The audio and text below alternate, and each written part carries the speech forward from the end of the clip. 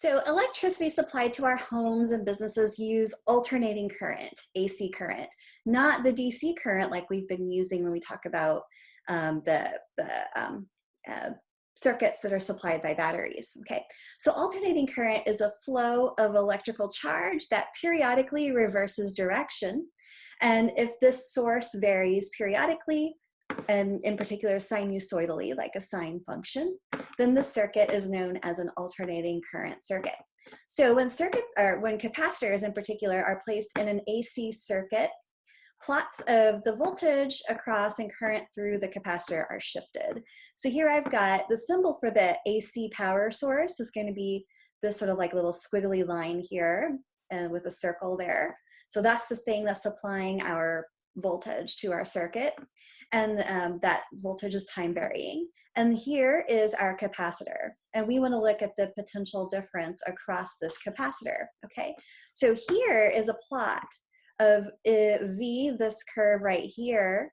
That's the potential difference across our battery, or sorry, not a battery, across our capacitor. And here we see this other curve, this red curve, is the current that's running through our circuit here. And so you see that they both vary sinusoidally, but they're offset from each other. So even though the source is supplying a time-varying potential, the current does not exactly line up with that potential in the circuit here. And so we can see that they're offset by a little bit. For example, if we look here, like whenever our current appears to go through zero, the voltage reaches an extent of its quantity. And so they tend to be offset from each other by about 90 degrees from each other. Okay, so if we're thinking about this in terms of a sine or cosine function. So the maximum current that we can achieve in an alternating current circuit is impeded. I'm going to use this word impeded by other circuit elements, okay? So here our maximum current that we can achieve is going to be equal to the maximum voltage that we can get in our circuit divided by Z. Z is the impedance of the circuit element, okay? So this chart here shows the impedance of many, many different circuit elements. The units of impedance are units of ohms, right? So for a resistor on its own, the impedance is just the resistance of that resistor. Okay, for a capacitor on its own, the impedance is this quantity here, X sub C is what its symbol is. So the impedance of a capacitor, I give you it down here, is found by taking 1 over 2 pi times the frequency of the voltage or the frequency of the alternating current signal, which would be provided for you, times the capacitance of the capacitor. Okay, for an inductor on its own, the impedance of an inductor is given by 2 pi times the frequency of the alternating current signal times the inductance of that inductor. So whenever you combine the elements in different ways, so let's say we have a resistor and a capacitor together, you don't just sum up the impedances into your circuit. Actually, you have to add it up in a little bit of a different way. So the impedance of a circuit that has a resistor and a capacitor, that impedance is equal to the square root of R squared plus X squared, X sub C squared. And we found what the impedance of a capacitor was down here. Okay, now this is particularly special just for alternating current circuits. You wouldn't do this for direct current circuits. Okay, so we're going to consider this problem right here. We have a 117 volt, 0.1 hertz frequency alternating current voltage source. Okay, and it's placed in series with a 9 ohm resistor and a 0.8 farad capacitor. What is the maximum current that we can achieve for this circuit? And we're going to use the impedance of our resistor and capacitor combinations from this table here, and then we're going to report our answer in units of amperes. Okay, so we need to find our maximum current. Okay, so our maximum current, I max, is equal to V max over the total impedance of our circuit, okay? So Vmax, that's going to be our 117 volt coming from our power source, okay? And we've got to figure out what is the impedance here, okay? So the impedance of our circuit, since we have both a resistor and a capacitor in series with each other, the impedance is going to be the square root of the resistance of our resistor squared plus the impedance of our capacitor squared, okay? So that's going to be equal to R squared plus the impedance of a capacitor is 1 over 2 pi f times the capacitance, that's squared, okay? So this is going to be equal to our resistor has a resistance of 9 ohms, so this is going to be 9 squared plus 1 over 2 pi times 0.1 hertz, that's the frequency of my alternating current power source, times the capacitance, which here was 0.08 farads. Okay, and then I'm going to square all of that. So 1 over all of that stuff is what I square. I sum both of these up together and take the square root of it. Now, remember, when we're talking about waves, the frequency of the wave is like the number of cycles per second. So the number of times that that sine pattern is repeating itself each second. So that's what frequency here represents. So if I'm going to plug all of that into my calculator, then I will get 395.8, okay, with units of ohms squared, or ohms squared essentially, plus 9 squared. So 9 squared is 81. So I'm going to take 81 plus 395.8 and square it. Okay, and so then I'll get that the impedance of this circuit is going to equal 21.8 ohms. Okay, so I take the 21.8, which is my impedance, put it in up here, then I can find the maximum current through my circuit. 117 divided by 21.8. So the maximum current through my circuit is going to be 5.37 amperes. Okay, and that's what we're looking for here. So in effect, you can think about it as in an AC current that both the resistors and the capacitors and the inductors are all working together to impede or change the maximum current that we can get within our circuit. Okay, so now we're going to do question 4, which is again playing around with impedances. So this time we have our alternating current source placed in series with an 8 ohm resistor and a 28 Henry inductor. What is the impedance of this circuit? So if we look back up at our impedance chart, we've got the resistor and the inductor. The impedance will be the square root of R squared plus the impedance of that inductor squared. Okay, so let's work on that right here. So we've got our resistance of my resistor was 8 ohms. So I've got 8 squared plus, and then the impedance of an inductor is just 2 pi times the frequency, which is 0.1 hertz, times the inductance of our inductor. In this case, it was 28 henries.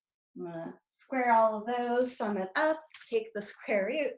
So I've got 8 squared plus 2 times pi times 0.1 times 28, all of that squared, and then take the square root of that whole thing. So then I find that the total impedance of this circuit will be 19.3 ohms.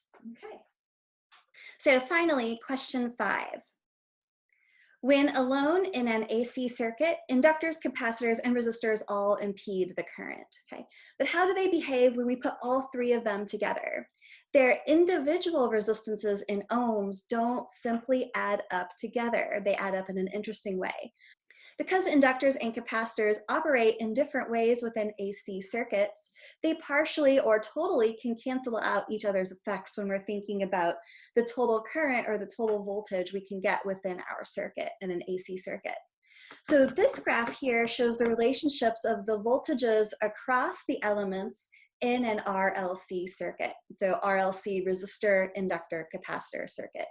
So the voltages across these circuit elements at any time t add to equal the total voltage of the source. So this graph shows the relationship of the voltages in our resistor, capacitor, inductor circuit, so RLC circuit. The voltages across our circuits at any time t add to equal the voltage of the source, which is out of phase with the current usually. So here we've got the current in our circuit. This is the total current running through our circuit. Here's what we would see if we put a voltmeter across the resistor. This is the shape that our voltage, graph would look like. Here's what it looks like across our inductor, and we can see that it's offset from what it looks like across our resistor. Here we've got the voltage across our capacitor, and you see again that it's offset. And so in this particular example, at least, we've got at the same time, this one time here where there's this dotted line, that the voltage across our capacitor and the voltage across our inductor are both 0 at that time, but it's maximum across our resistor. Okay, and so then to get the total voltage in our circuit at that time, you add up the sum of all of those voltages at that one time right here. Okay, so and that's just at one time instant. Okay, that's not taking the maximum of all of these. So if I sum up all of these voltages across each one of my elements, then now I'm going to get this curve right here. And we can see that that is a little bit offset from the shape of the sinusoidal curve that we get for the current that's running through our circuit. And so you're going to play with this a little bit later. Okay, so this means that the maximum voltage in our circuit is not just summing up all the maximum voltages that we could get across here. If we did that, then this number would exceed the voltage supplied by our AC source. So what we actually want to do to calculate the maximum voltage across all of our objects, across all of our elements, is to take the square root of the maximum voltage across our resistor plus the maximum voltage, and that quantity squared, plus the maximum voltage across our inductor minus the maximum voltage across the capacitor, all of that squared, and then take the square root of that. So it's a little bit more complicated, okay?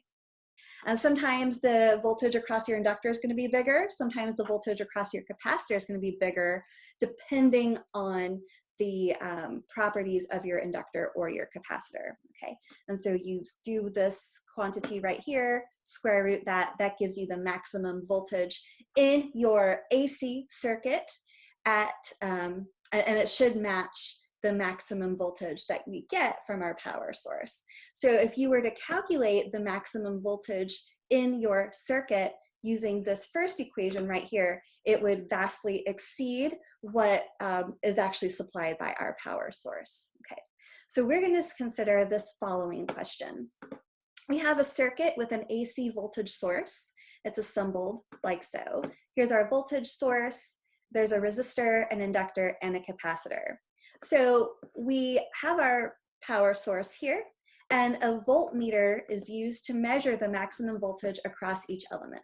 So we bring in a voltmeter, stick it across our resistor, watch it over time, and see what is the maximum voltage across that capacitor, or across this resistor, because it's going to change in time. We're interested in looking at that maximum voltage, okay? And then we do the same thing for the inductor, place the voltmeter probes across the inductor, watch for the maximum voltage achieved, and do the same thing with the capacitor. And so whenever we do that, we find that the maximum voltages measured are the following. So the maximum voltage across our resistor is 46 volts, across our inductor is 69 volts, and across our capacitor is 196 volts. what is the maximum voltage of this circuit, which also happens to be the maximum voltage of our connected AC power source.